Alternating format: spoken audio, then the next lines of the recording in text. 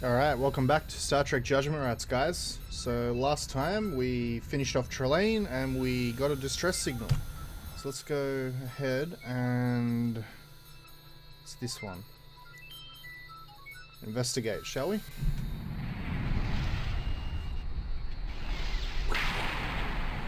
Approaching Onius 2, Captain. It may be nothing, Captain, but a scan of the planet's atmosphere indicates a high concentration of rare gases trapped in the planet's magnetosphere.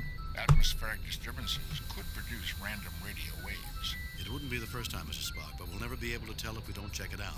After all, to seek out new life and new civilizations is our mission, to boldly go where no man has gone before. A split infinitive, Captain. What?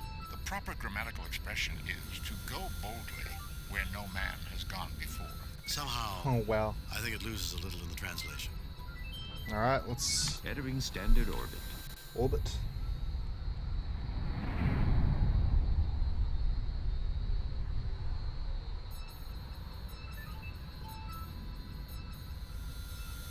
Okay, Uhura? No signal from the planet other than the distress beacon, sir. Spock? Fascinating, Captain. Sensors indicate only two faint life forms. It is difficult to distinguish, given the discharges in the planet's magnetosphere. It is, however, safe to transport to the planet's surface. Alright, well, let's waste no time. Captain, our sensors will not be particularly useful to you while you're down there, and communications may be erratic, sir. We'll be fine, Lieutenant. What reason is there to worry? I'm afraid, Captain, there are plenty of precedents. We'll be here if you need us. I have no doubt of that. I have tracked the signal to its source. It is near the life forms. The rest of the planet is quite desolate. No sign of life or technology. The atmosphere is thin, but breathable. And I detect numerous micrometeorite hits. There are 3 unformed planets in this system. It's no wonder. There are so many micrometeorites. I'm surprised any Class M planet hasn't been pulverized by now. It is not inconceivable, but it is certainly unusual. Let's do it, Spock. You, McCoy, and I. Oh, and tell Bones to see if a genetic specialist's available. If there are only 2 life forms, we might be privileged to see life at its earliest stages. Alright, let's do it. We got a blue shirt this time. That's different. Feels to me as if we've landed on a skeleton after the vultures have picked it clean. A fascinating analogy, Doctor. Captain, the locus of the distress signal is in that building. I think the doctor is right. Anything good here died a long time ago. It feels creepy to me. Thank you for that opinion, Mr. Johns. I'll be certain to use creepy in my log entry about this. Okay, let's take a look around, shall we? The building, which is old and pitted with micrometeorite strikes, appears ancient, and if built by humanoids, was created for tall individuals. The dry, dusty red dirt cakes your boots in a thin patina that will be difficult to brush off. Okay. The bright yellow bowl of the sky is unremarkable, except in that you see absolutely no clouds or flying creatures at all. Interesting, interesting. What else can we learn about this place? As improbable as it might seem, I am getting multiple life form readings from inside this building. This world is almost completely barren. The only life forms I can detect are nearby. Okay. The ozone layer is sufficient to allow the world to support life, but the lack of water vapor in the atmosphere makes survival marginal at best. Right. I tell you, Jim, if I could get my operating room as sterile as this planet, I'd be overjoyed. I tell you, Jim, if I could get my... Alright, we're not going to learn anything there. Let's just head on in.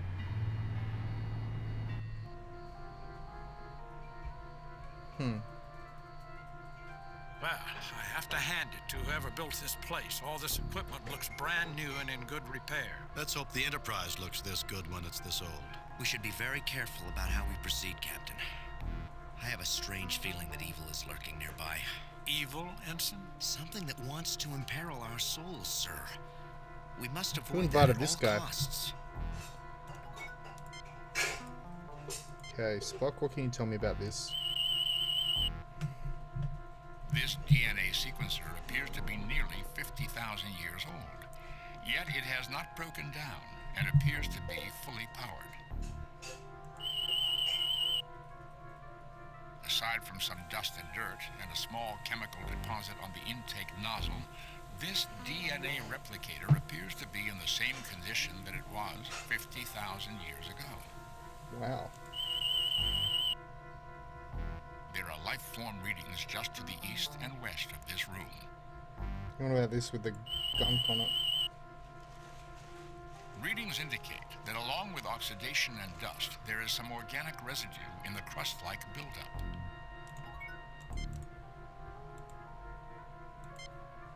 I'm just a simple country doctor, not a magician. There are some things I just can't fix. Jeez, okay. Calm down, Bones. Can I shoot the gunk off? Yeah, I A did. unique use of a phaser, but adequate for removing the deposits from the apparatus. Okay, Spock. There are life form readings just to the east and west of this room. Okay, well, I don't know what that did, but I'm sure we did that for a reason.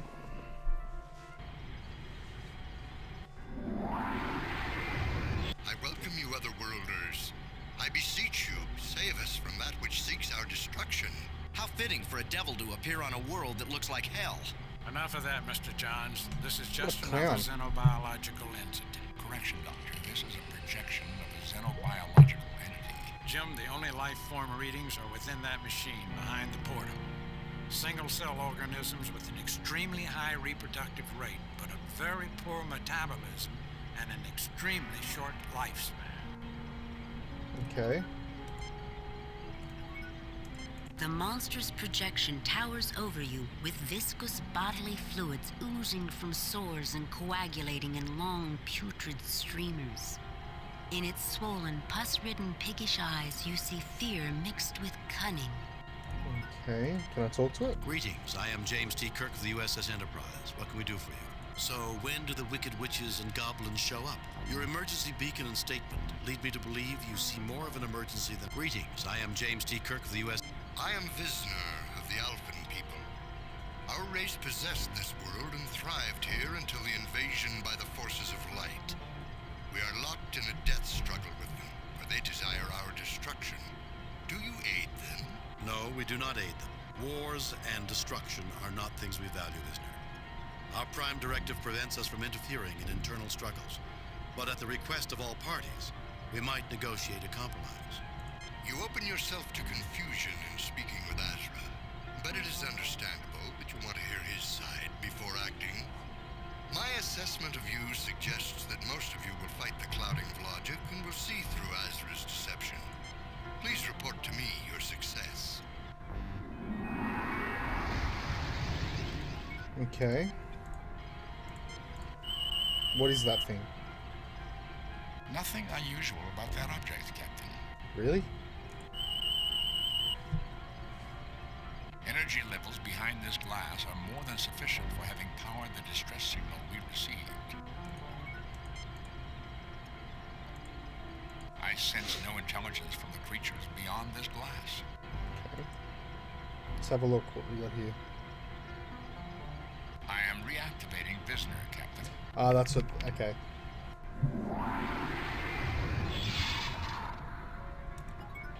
Let's go out and talk to the other people then.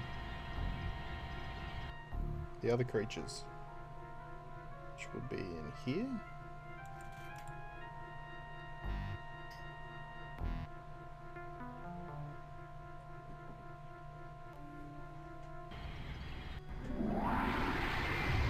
Greetings, gentle beings, and welcome. I am Azra of the Omegan people. Alpha You are and the Omega. salvation we have long sought. Thank you for answering our summons. An angel!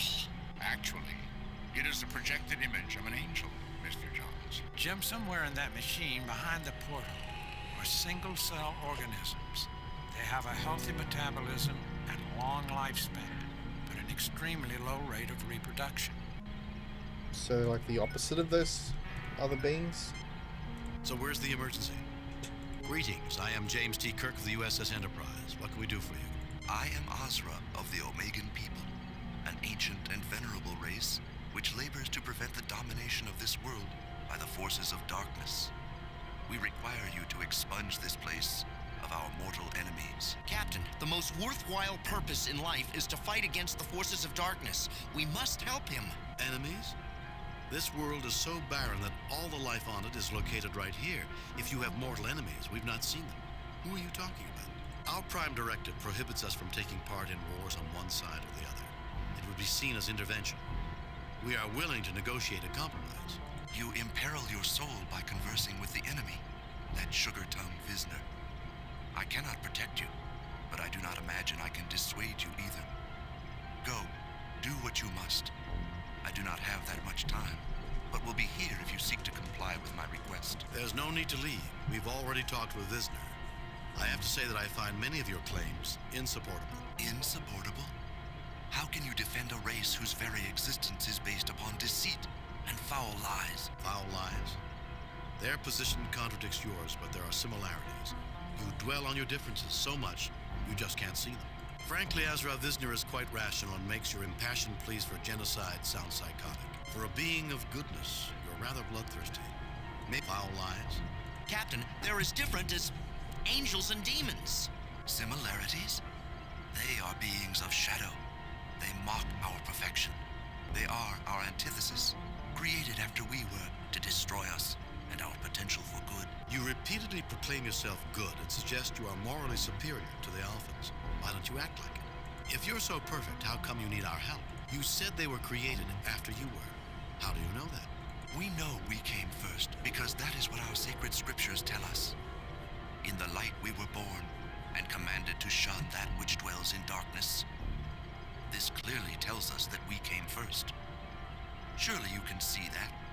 Or is it that you have some other interpretation of the event that birthed the Omegans? Does your sacred scriptures explicitly say that no beings were created before you? Dare you suggest they came first? Let's see what we've got. Two single-celled organisms, each incapable of survival on their own. One lives in light, the other lives in darkness. Each must live a limited and unstable life without the other. Captain, do you know what you're doing? Allow us to unite you again. Your combined strengths will make you a viable entity again. The persuasiveness of your arguments has opened for me a door through which I spy a future and a truth that I have long Well, that was denied. easy. You are correct. Perhaps being only half of a whole, I could not see the solution. Yes, I desire your help for my people. Help us. Alright. What is that? The glowing light coming from the sample dish tells you that the colony is thriving.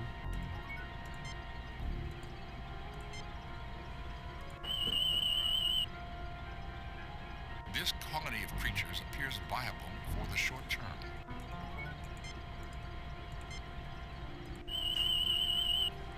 Cover my bases. These Omegans are incredible. They metabolize almost everything, which explains how they give off that glow. Okay, let's take that. So I'm guessing we're going to have to use the DNA resequencer outside. The sample dish feels warm to the touch.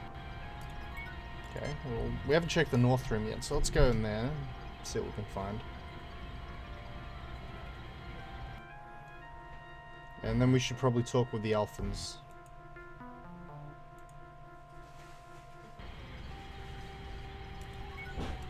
A viewing port into the genetic holding tank.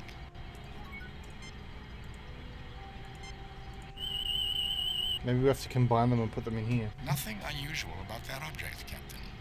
Okay, Spock. The narrow width of the keyboard indicates the creatures who designed it were possessed of hands with only 3 fingers and a thumb. Okay. Let's go talk with the Alphans and see what we can do here.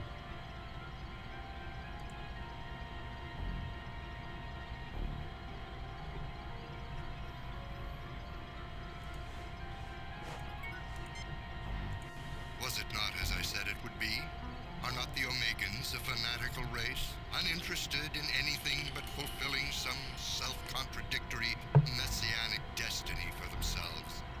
I assume they filled your heads with their warped theology. Frankly, Visner, Azra is certainly committed to his cause, but hardly the blood-mad fanatic you describe him to be. Warped theology. It is true they differ greatly from you, but your worldviews are based on common beliefs. You see things from different perspectives, that's all. That sounds good. Yeah, we'll go with that. Are you utterly ungrounded in logic? They are creatures of superstition. They invaded our world, then sought to drive us from it. How can you suggest we are anything alike? You question my grounding in logic, but you don't apply logic to an examination of Alphan beliefs. Aren't they concerned with the same things you are? You're supposed to be the reasonable one. Your facts can't be very persuasive if you said they usurped your place in the world, which suggests prior ownership by you. What evidence do you have to support that concept? We know we came first because they invaded us. An invasion suggests they came to take away that which we possessed. Clearly you can see that. How do you know they didn't exist on this world before you encountered them? Do you further suppose they came first and we invaded them? I see there are only single-celled organisms here, each with a defect. Perhaps at one time, the Alpha and Omega life forms were united. A strong, viable species that became divided. Only by reuniting can you hope to survive. And only through mutual cooperation and our help can you reunite. Captain, this thing is evil. We can't unite them. Your position is unassailable and points out the one and only purpose for our races. Thank you, Captain Kirk, for making me see that. Yes, I desire your help for my people. Help us. Awesome. Alright, let's check him out. This colony of creatures appears viable for the short term. Okay, and bones. Boy, these Alphans are healthy little beggars. They're multiplying at a phenomenal rate. Alright, let's take him. I'm guessing we're gonna have to use that machine outside. You take the alpha sample, which feels cold to the touch. Okay, let's go.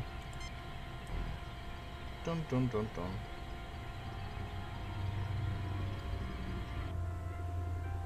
Alright. So what's this? Captain, these doors protect the unit from debris when not in use. Aside from minor differences in styling, this looks remarkably like a Tellarite 8000 DNA sequencer.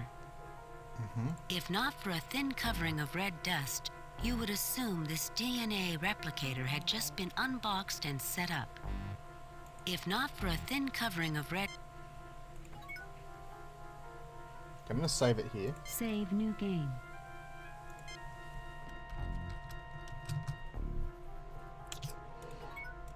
Let's get Spock on the Captain, Ensign Johns would be the ideal person to operate this device. Oh, I don't It trust appears him to be at all. ancient, yet resembles devices that were introduced into the Federation last year. Wow, this is almost identical to an 8000 sequencer. Cutting-edge Federation technology. Just input a sample, and the sequencer analyzes it so it can be spliced or altered on the genetic level with the replicator. Captain, we have to run a set of source samples through the sequencer before I can make a composite sample with the replicator. Alright, let's do it. Put the Alphans in.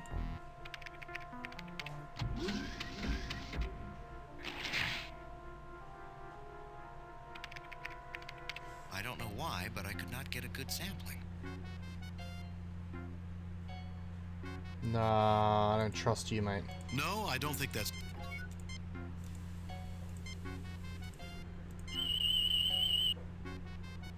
Boy, these Alphans are healthy little beggars. Ensign, let Dr. McCoy try that troublesome sequence. I can do the job, sir, if I can have some peace and quiet here. Mr. Johns, I think I'm getting a clear picture here of your difficulties. Do you realize that insubordination is an offense punishable by a court-martial? It looks to me that you're deliberately trying to mislead us. That's not a good career move. Calm down, Ensign. No one is criticizing you.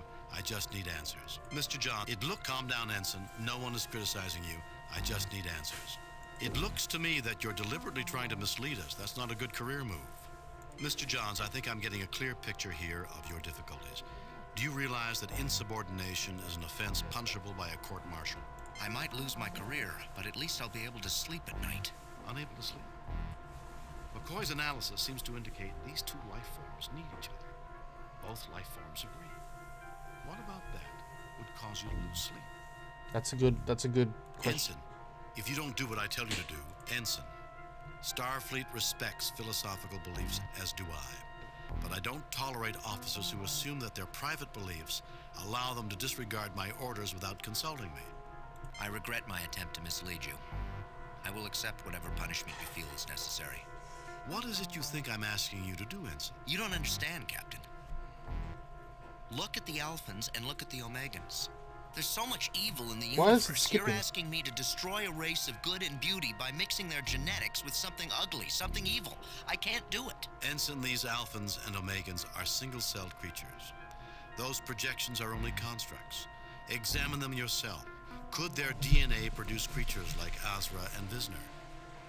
I am asking you to do nothing of the kind, Ensign. You believe in the struggle of good against evil, and I respect that.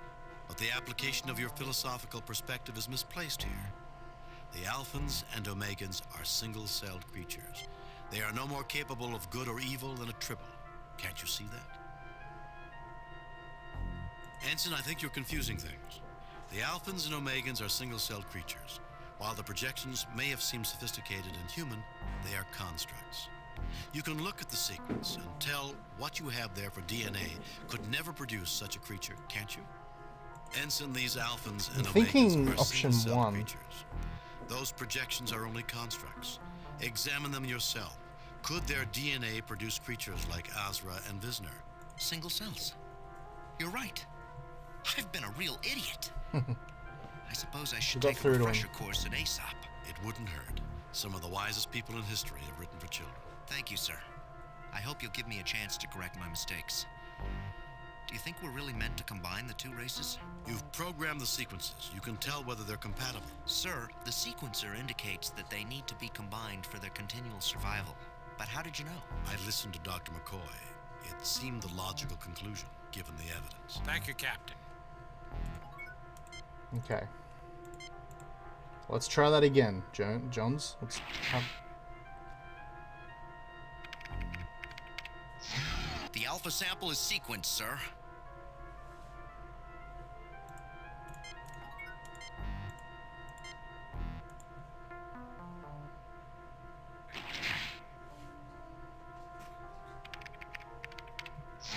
This sample sequence is like a dream.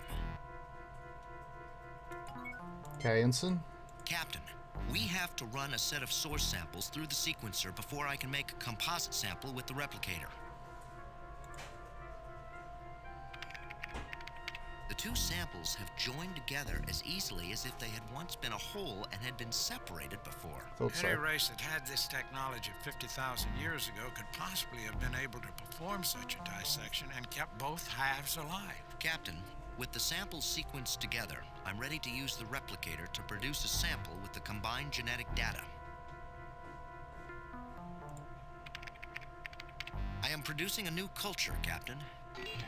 Captain, the genetic sequence is still stored in the computer.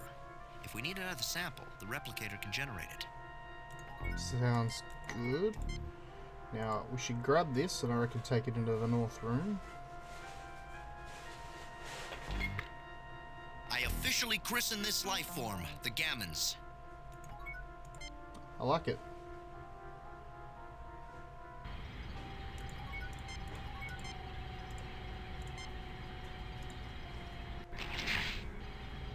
Well, Jim, it doesn't look like it does anything. Oh, I guess I spoke too soon. It took it in. It looks as if the colony is getting a foothold in there. Life energy levels are spiking. They're building to a level sufficient for sending out a signal 100 times stronger than the one that brought us here, Captain. The Gammon Okay. sample appears to be thriving in this environment. Thank you for your hard work. You have fulfilled the design for which we were created. I am authorized to tell you. Thank you for your hard work. You have fulfilled the design for which we were created. I am authorized to tell you. It would appear there is more to this message than we are receiving. Kirk to Uhura. Are you receiving any strange subspace or radio signals? Captain, there is a neutrino-based transmission being broadcast near your current position from a point of unknown origin, probably from another star system. Our equipment is not designed to handle it.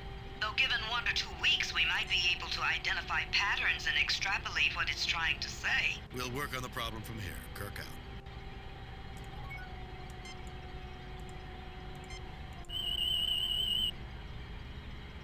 Nothing unusual about that object, Captain. Can we talk to them like we could talk to the others? Thank you for your hard work. You have. Okay. Can you I'm not operate so this? good with this type of machine, Captain. Okay, Spock. The narrow width of the keyboard. God damn it. Maybe we can talk to the Alpha and Omegans.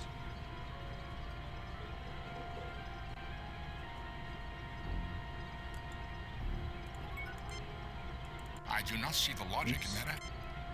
This would appear to be the casing of a larger apparatus. I will now reactivate Azra, Captain.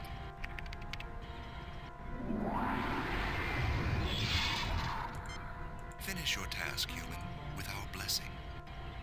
Okay, so he's not helping. What about the Alphans?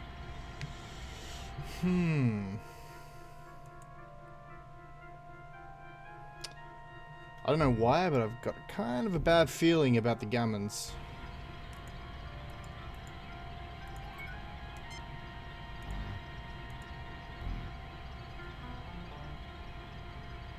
I am reactivating Visner, Captain.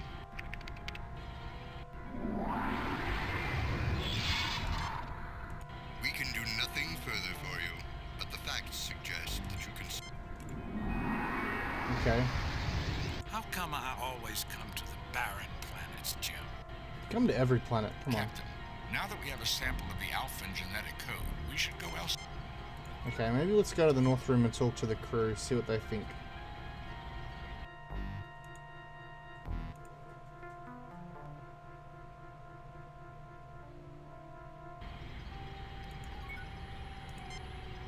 Do you have any idea what this machine does, Spock? It looks like a containment unit for an artificially created genetic construct. My tricorder indicates the device contains a nutrient replicator that could last for thousands of centuries.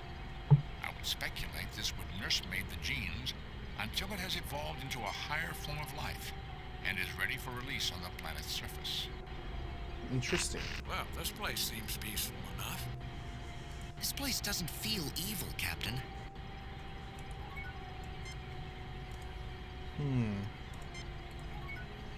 Maybe we need another sample to add. Maybe it's not enough. I am producing a new culture, Captain. Let's try that, shall we? No effect.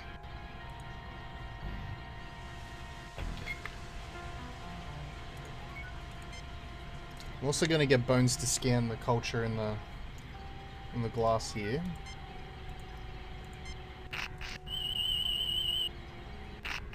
There's nothing living in here, but there are nutrients capable of sustaining large quantities of life. Nothing living in there. I thought they were getting a foothold in there. Energy levels behind this glass are more than sufficient for having...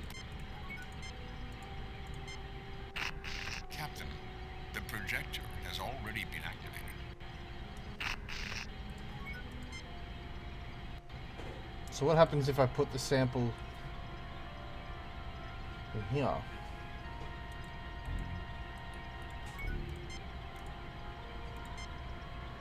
I don't think you can insert samples into this machine, sir. Okay. Let's go back out. There's got to be something I'm missing. So after poking around, I found out that we could come outside. There's an antenna here, so let's get Spock onto this one. The array appears to have deployed recently, which explains its lack of damage. The focal point of the dish is aligned Recently? approximately 35 degrees above the horizon. Who put this here then? So recently. Maybe it's got something to do with that mysterious message we received, huh? They're watching us. Spock. Captain, until power has been returned to these controls, there is nothing I can do. The array dish appears to have escaped much of the damage visited upon the rocks.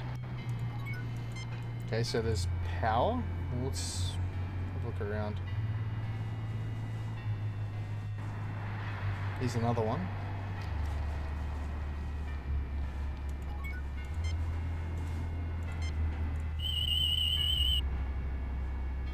The array appears to have deployed recently, which explains its lack of damage. My tricorder detects. The array is a precision instrument. Captain. Okay, and further this way maybe.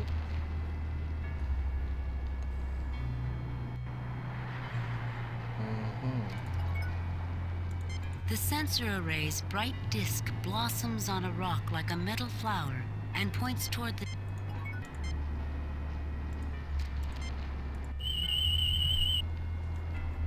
The array appears to have deployed recently, which explains its lack of damage. The array dish is quite... Captain. Okay, there's got to be a way to restore power, surely.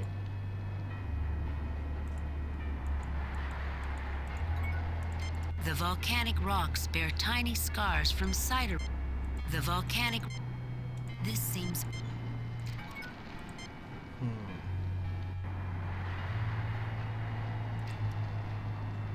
Maybe I can go elsewhere, maybe on the other side of the building.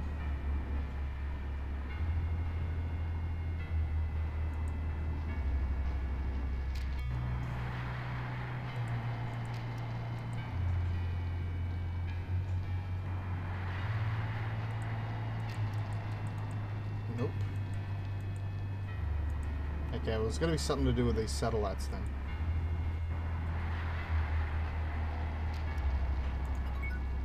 This appears in pretty good shape for having been out for so long. Spock, see what you can do with this. Captain, until... Maybe call the ship? Mr. Scott requests to know if everything is all right, sir. Tell Mr. Scott that everything is fine. Kirk out.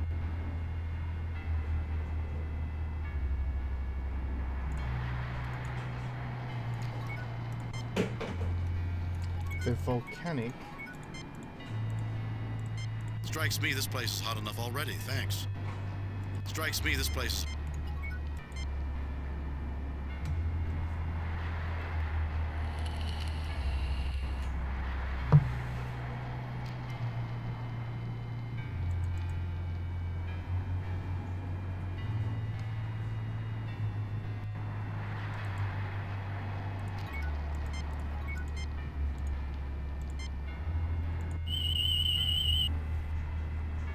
This appears to be similar to Federation technology, Captain. Its control principles are similar to the Medaille sensor dish on Vulcan. It has locked the array at a 35-degree angle. Without knowledge of the code control sequence, I cannot adjust it. Okay. The array appears to have deployed recently. I'm just a simple The array appears to be in similar condition to the others we have seen. The difference between this place and hell is flames. You overlook one other difference, Mr. Johns. As your author marked... This is definitely the kind of... If they run off geothermal energy... I believe that will be unnecessary, Captain. Captain, I do not believe that will help our mission. Jim, are you all right? I believe that will be unnecessary. Given that this array is here, and likely here for a purpose. Given that this array... Captain, that action is your... Okay, never mind.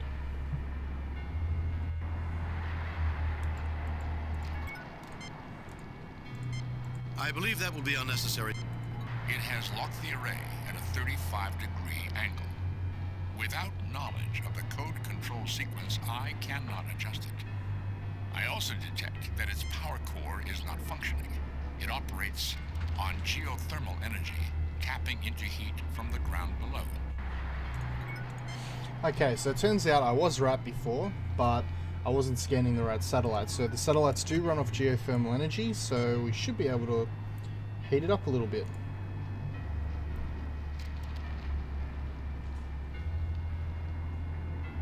The energy level is insufficient, Captain. We cannot generate the energy level needed to provide geothermal energy with hand phasers. If it's thermal energy you want, Jim, I remember this planet that used a starship's phasers on a microwave setting to heat the surrounding rock to provide temporary power. An interesting observation, Doctor. We could use the same technique here, but the beam would have to be extremely precise. If we targeted the wrong section, we could melt the rock and destroy the array. Okay, so let's scan the rock.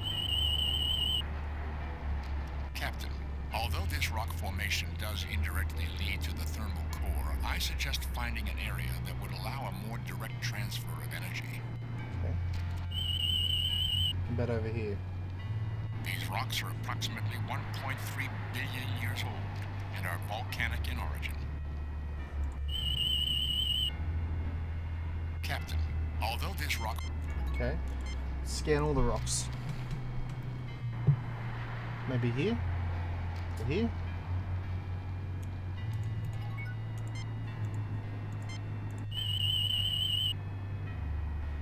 These rocks are approximately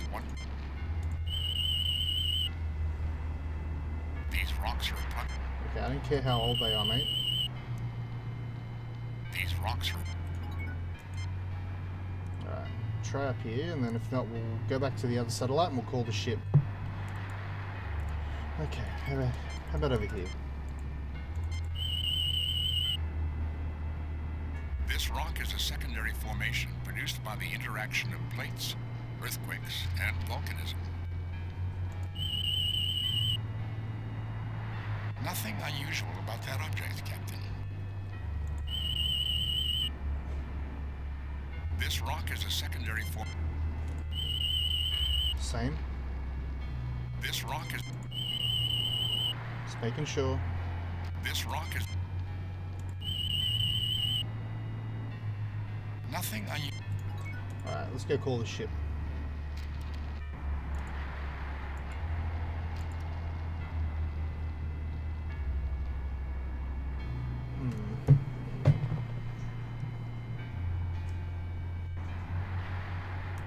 Or maybe I'll scan this rock if I can. I can't. These rocks are approximately 1.3 billion years old and are volcanic in origin. Up here. These rocks are... Let's call the ship. Maybe... Mr. Scott requests to know... Tell Mr. Scott that everything...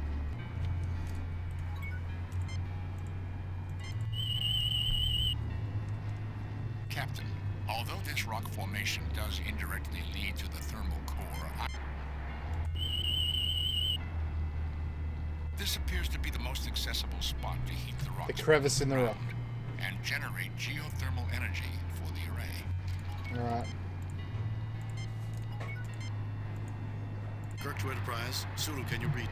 Sulu here, Captain. How can I help you? The Enterprise should broadcast a low-level microwave beam at the coordinates I am sending. We have them, Mr. Spock. Get ready. Stand away from the blast area. Stand by, ready for weapons position.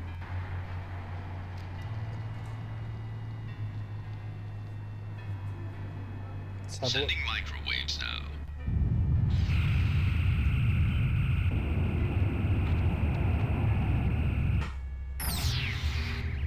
Temperature near the power coupling is rising rapidly.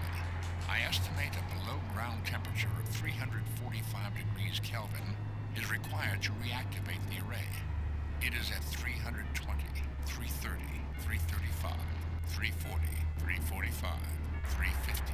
Shut off the beam, Mr. Sulu. Affirmative, Captain. Beautiful. The array is now drawing power.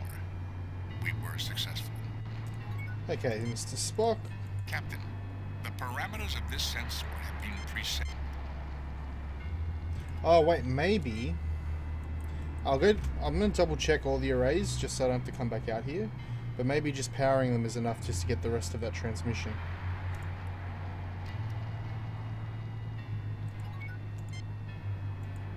Captain, these controls do not seem to be There we functioning go. properly.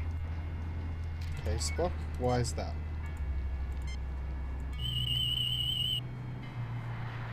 I will need to adjust the controls before the sensor array is realigned.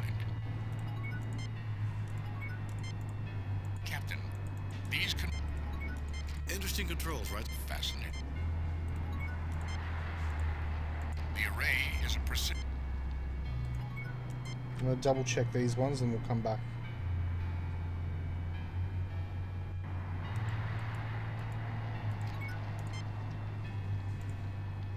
Captain, the parameter. Okay, so it's the second one here.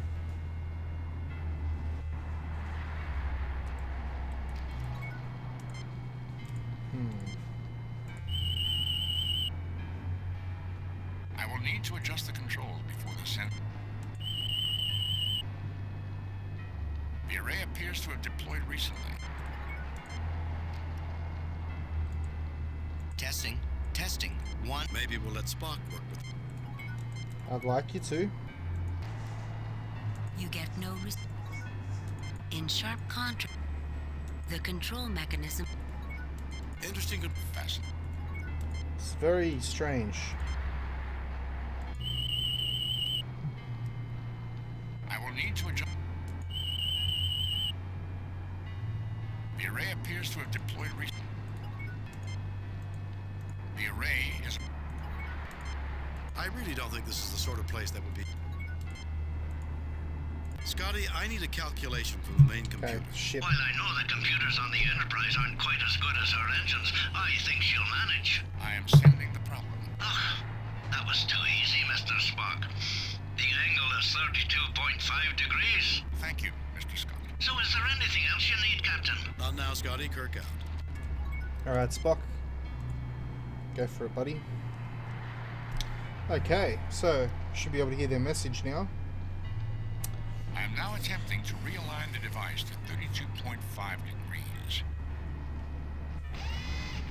It should now be correctly aligned. Alright, let's go hear this message.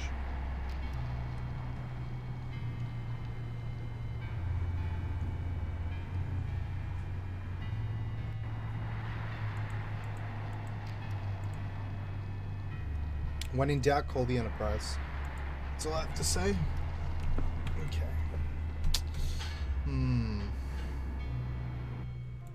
I've still got a bad feeling about these gammons. Thank you, Captain, for your aid in constituting my people and in the unexpected necessary realignment of our communications array. You have performed admirably. Of the 16 stations reporting at this point, there have been 50% fatalities, 30% other failures, and only 20% successes. One group got points for style. Points for style? Is this some sort of game? What? Not another alien race with a superiority complex. Who are you this time? Your appreciation is welcome, but many questions remain unanswered. Who are you? I am Sississa, a projection of a synthesis of Ozra and Visner. Clearly you know that the primitive life forms you have been dealing with are incapable of creating that in which you now stand. Of course. You will also note that the more demonic of the creatures displayed a passivity you did not expect, while the morally pure creature was aggressive and bloodthirsty. The contradictions were noted and duly dealt with. I take it you were testing us on our ability to deal with disparate and contradictory inputs. Yes, your reasoning ability was being tested, as well as your ability to adapt to new ideas when they conflict with deeply held beliefs and cultural customs. You passed quite admirably. The Brassica were impressed. Brassica. I'm not clear on who the Brassica are. Captain, from this site, I can deduce various things about the Brassica. They are taller and more slender than we are. They are possessed of 3 fingers and a thumb on each hand. I suppose bilateral symmetry, and I know they possess greater visual acuity than humans. They visited this place well before humans had left the Cro-Magnon stage of development. And I note they have avoided detection by us, and presumably every other race in the universe. before they decided to send out signals to bring us to their bases. Thank you, Mr. Spock. And more you shall know as you continue on the quest. I wish you luck. Kirk to Enterprise, Scotty, 4 to beam up. Definitely has, it's definitely that message. This is interesting. This is getting more and more. The plot's thickening. I can feel it. Alpha and Omega, the beginning and the end. In this case, Bones, a new beginning. We were the midwives for the rebirth of a life form. 2 halves that have been made whole again. That's the way it was meant to be. And let us hope that this is the end of Ensign John's prejudices. We can all learn to stop judging people by appearances. Ensign Johns might have done well to remember the biblical representation of Lucifer, appearing in the guise of an angel of light. You can never trust anybody, and people who look like pointy-eared hobgoblins are definitely at the bottom of the list. It appears that Dr. McCoy did not learn the lesson of this mission either. Unfortunate, but not unexpected. Fortunately, the Alphans and the Omegans learned philosophy and personal belief are not as easily divorced from logic as some would believe. We humans attain our greatest fulfillment when both of them are united. Really, Captain? Really? But I've had enough philosophy for one day. I'd rather worry about these Brassica and their cosmic quest. Yes. Well, with me aboard, we're sure to get points for style. Many questions remain unanswered, Captain. And there's only one way to answer them. Captain, message from Starfleet. Bring it up, Lieutenant. See how he went. I reviewed your report from your recent assignment, Captain, and have a few comments. Well done, Kirk. Keep up the good work. I must say, however, your performance is not what we've come to expect from James T. Kirk. I guess we all What did I have do our wrong? off days, Captain. Kane out. Ahead, Mr. Sulu. Warp factor 5. Leaving orbit. Increasing to warp factor 5.